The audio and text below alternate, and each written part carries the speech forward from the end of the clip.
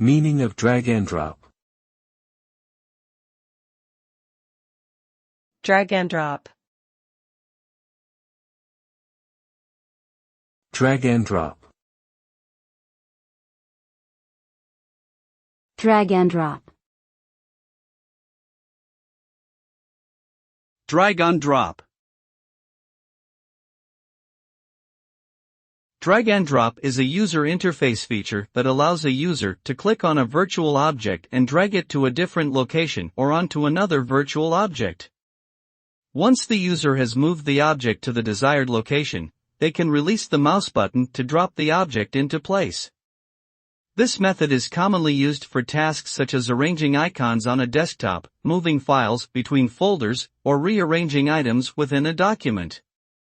Drag and drop makes these tasks faster and more intuitive than using menu commands or keyboard shortcuts.